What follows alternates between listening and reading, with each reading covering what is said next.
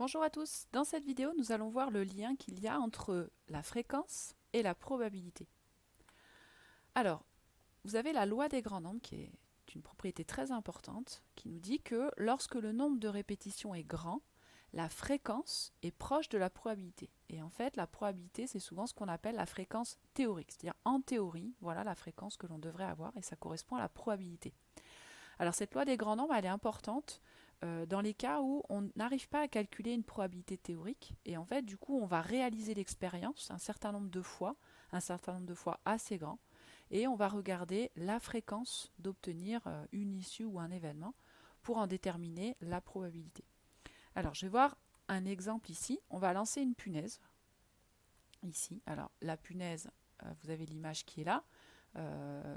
Quand je la lance, soit je tombe sur la pointe, ici, comme en C, soit je tombe sur la tête, c'est-à-dire qu'elle se met ici. Alors ce qu'on aimerait savoir, c'est quelle est la probabilité de tomber sur la pointe.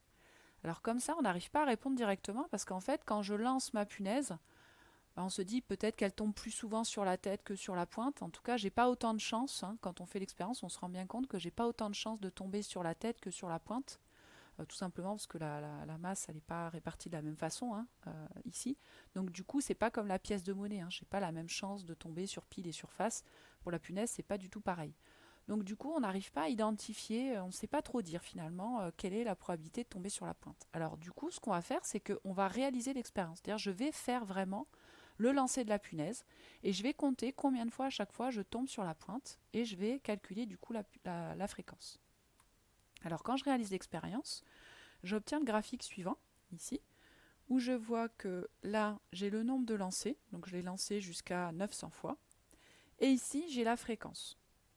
Alors par exemple, quand je l'ai lancé, par exemple 200 fois ici, ou tiens 300 fois ici, j'ai lancé la punaise pardon, 300 fois, eh bien j'obtiens une fréquence de tomber sur la pointe qui est un petit peu en dessous de 0,4, c'est-à-dire j'ai un peu moins de 4 chances sur 10 de tomber sur la pointe. Donc on voit que c'est un peu moins de 0,4. Et puis, je le lance un certain nombre de fois, vous voyez, jusqu'à 900 fois, ce qui est beaucoup.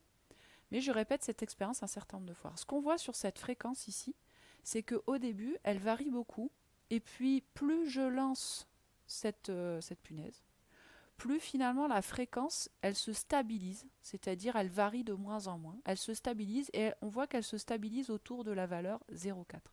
Eh bien ça, c'est ce qu'on appelle la loi des grands nombres. C'est-à-dire que quand je fais l'expérience un certain nombre de fois assez grand, c'est-à-dire je ne fais pas que 10 lancers, hein, j'en fais jusqu'à 900, j'en fais beaucoup, eh bien ma fréquence, elle va se stabiliser et elle va devenir proche d'une valeur qu'on va appeler la fréquence théorique qui va correspondre à la probabilité. Donc finalement, la fréquence d'apparition de l'issue pointe se stabilise autour de 0,4, 0,40, c'est-à-dire 4 chances sur 10 finalement, et donc la probabilité, on va pouvoir affirmer qu'elle doit être assez proche de ce 0,4. Finalement, on doit certainement avoir à peu près 4 chances sur 10 de tomber sur l'issue pointe. Donc j'ai plus de chances de tomber sur la tête que sur la pointe, hein, ce qui semblait assez logique quand on fait l'expérience.